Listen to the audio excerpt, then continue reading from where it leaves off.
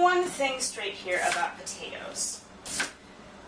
Namely, that they are actually healthy for you. Now, I know you've heard all of the craze about potatoes are these harbingers of fat, and they're these harbingers of simple carbohydrates, and the fact is, it just isn't true in its entirety.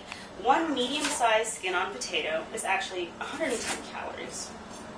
It is 45% of your daily dose of vitamin C, and it is one of the best sources of potassium, which is really great for lowering blood pressure.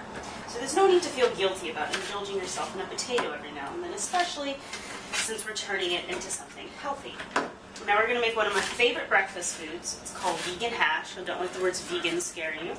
It can be enjoyed in a multitude of ways, plain or with eggs and bacon, if you so choose. But it's all about that potato-y goodness that we all adore so much in the American public. And keeping us fat and full and happy so that we can start our days off right.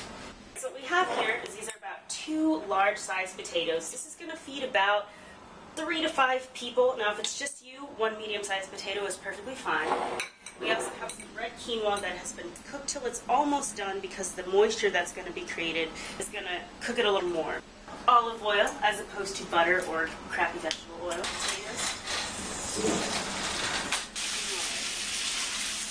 Alright, now as you can see, they're starting to crisp up now. It's the perfect time to add in that quinoa.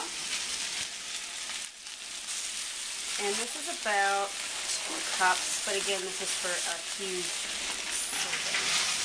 Quinoa, for those of you who know a little bit about health, is a great food. It is super high packed in protein. It's really going to help with these carbohydrate absorption. If you combine protein or complex carbohydrates and simple carbohydrates, it takes a longer time to digest. I'm going to add the onion.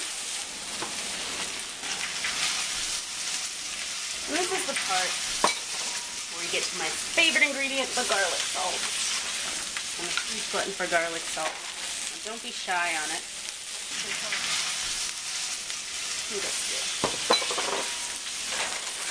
Also feel free to add anything else. Pepper if you choose. I'm just really big on the garlic salt. And we're really just going to let, again, the moisture cook out of it, and we're going to let the onions get nice and soft, and the quinoa crisp up around the outside. So you almost get like a hash brown effect, where the outside is a little crispy and the inside is sweet, delicious potato-y goodness. And we're also going to add our chilies at this point. There we go.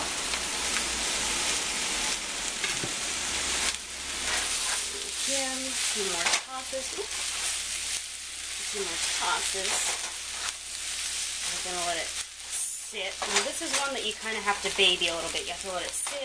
You have to turn it around and let it sit some more. It's definitely not a dish that you can whip up super fast, but it's something that is definitely